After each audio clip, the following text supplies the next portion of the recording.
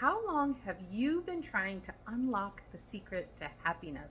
In this video, I will give you the key to unlock the secret with easy to use tools so you can stop searching and start living it right now. That's right, not how to find it in the future, but to start living from that place from here on out.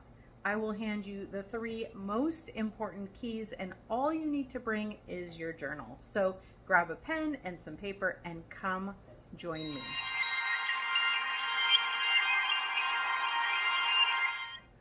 Hello, soul friends. Welcome to my channel where the journey of spiritual enlightenment begins.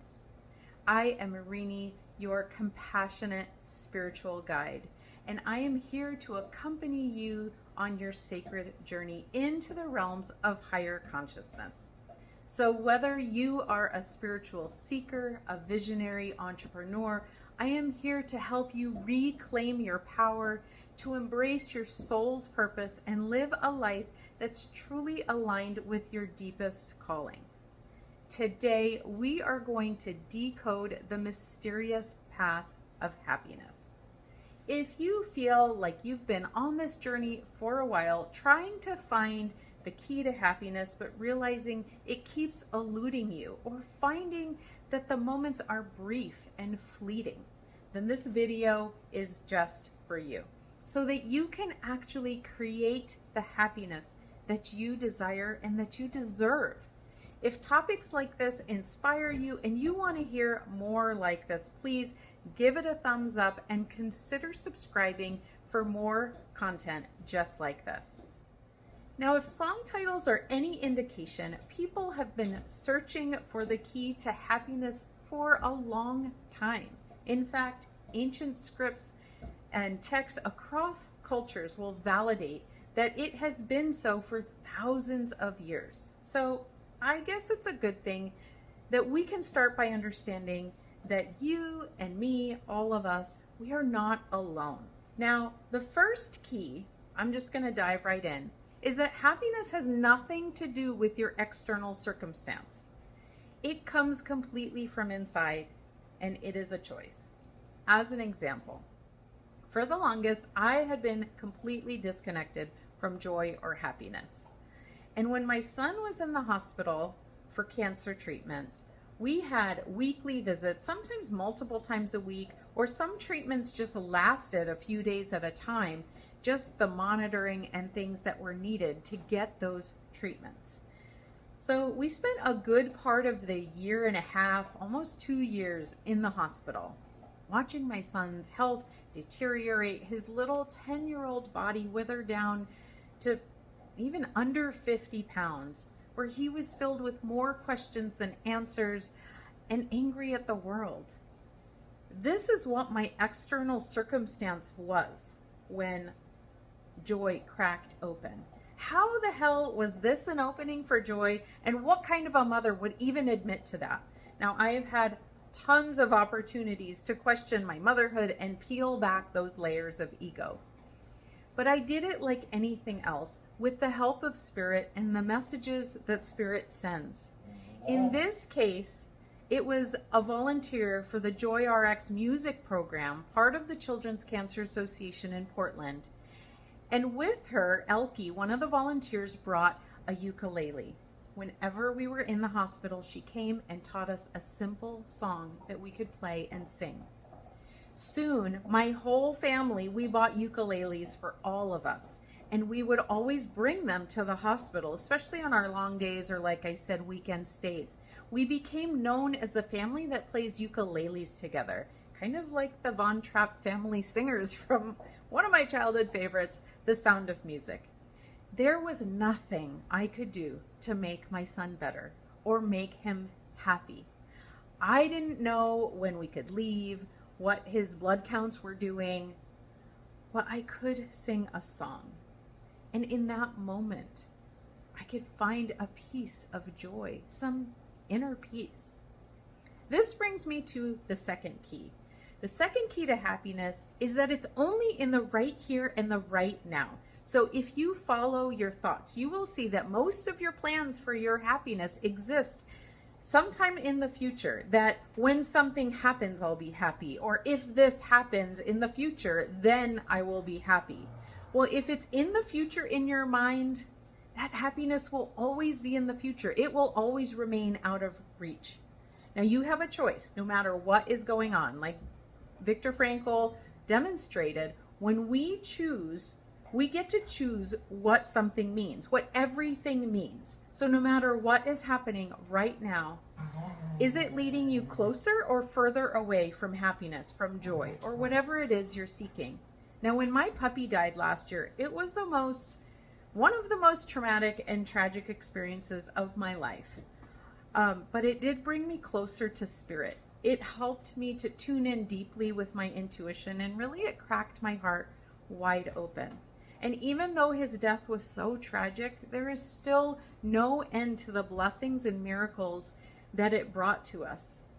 Don't get me wrong, a broken heart can bring you closer to grace and wonder and awe and even happiness. Now, the third key is very hands-on, so get out your pen and paper. The third key is practice. Now, happiness is not a state that once you enter it, you've achieved it. Happiness is something that we cultivate. It is an emotion that comes and goes, but it's also a skill that you can learn and continue to get better at.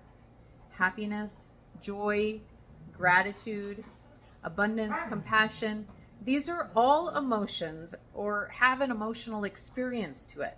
This means that they're frequencies that when you have them, they attract more of the same. So here's the exercise. I want you to list the top 5 emotional states that you tend to experience in your week. Now, sometimes these are linked with your schedule. You know, when I wake up, I feel blank. When I start the work week, I feel blank. When I go home, I feel blank. Or when the weekend starts, I feel, you get the picture. Maybe it's Mondays or maybe it's Fridays. So make a list of the top 5 or more states that you go in and out of that are the most common for you. Maybe it's frustration, irritability, maybe relief, overwhelmed, doubtful, worried, excited, fearful, anxious, confused, exhausted, apathetic, grateful, burnout. These are the energies that you have been practicing and cultivating. My guess is that you've gotten so good at it, you don't even know that you're making the choice to feel them day after day, week after week. Now, I want you to list the 5 states that you'd like to manifest: joy, adventure, happiness, abundance, wholeness, fulfillment, satisfaction, passion, freedom, empowered, sovereignty. Newsflash, there is no way to get here from where you've been. There's no way to get these if you keep making the same choices and practice what you have been. But it's not a lost cause. See, cultivation starts by cultivating your inner landscape right here, right now. No matter what is going on around you. The world may be turning to shit. Your relationship in shambles. And instead of going to, oh, when this happens, I'll be, or, oh, if just this could happen, those are just illusions. They're misdirecting you. They're misguiding your energy, and they're wasting your precious energy, your intentions, your time. It's energy spent in the wrong place. The key is in the small things that you do right here and right now. So what really brings you happiness, joy, gratitude, right? Whatever it is that you're seeking. And what are the small things that you can do to feel that way, right? You got to explore. Fun and play is and isn't what it used to be for me. What is it for you now? The other day, I made zoodles with pesto sauce, and it tasted amazing. I homebrew kombucha, and even though 3 times the bottles sprayed all over the kitchen from me neglecting to burp them, I love this. I have so much fun doing it. Or tending to the chickens that we've just recently gotten. Listening to an old Indigo Girls song after so many years. They're just simple things that I can look at and look at them differently than them just being chores. If I look at them as chores, then my experience is drudgery, maybe frustration, resentment, maybe emptiness. But instead, I chose awe and wonder, abundance, ease, joy, happiness, miracles, magic. So what do you think I will attract from that place? Now I can hear some of your objections. Isn't this just spiritual bypassing? Now I will go into that. It will be actually my next video. And I agree that sometimes some things just suck. Like the third time that my dog shits on our carpet in 2 days and I'm getting out the carpet cleaner again instead of recording my video that I have planned. It's easy to think that this sucks, and you don't need to stop doing that, because this isn't about doing it every moment of the day, but every moment is an opportunity to cultivate this. So find one moment in the day to cultivate this. Sometimes the soil is easily fertile and something will cultivate and grow easily, like when I put on music that I love. And sometimes it's more challenging, like when I'm having to clean up after the dogs. But just take a chance. And I recommend taking it when it's easy. Choose fertile soil, put on the music, dance in the kitchen when no one's watching. Do it when you've had a win and when things are good and easy. That makes it when things are more neutral, it's easier to practice, or even when things are meh. So that when things are challenging, this is a muscle that you've strengthened. This is a skill that you've built, and it will be there for you.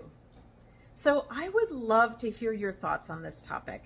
Leave a comment below and let's start a conversation. And if you think this could help someone else, please don't hesitate to share it. Remember, happiness is a skill that comes from the inside, only in the right here and the right now. And you just need to practice happiness in small and easy ways. The more you do it in the small moments, the more it grows. And the more it grows, the more happiness you attract. So, thank you for being here with me today. And for more insights, consider joining my circle of spiritual seekers and entrepreneurs like you in my Facebook group, Spiritual Awakening with Rini. I wish you blessings and love till the next time.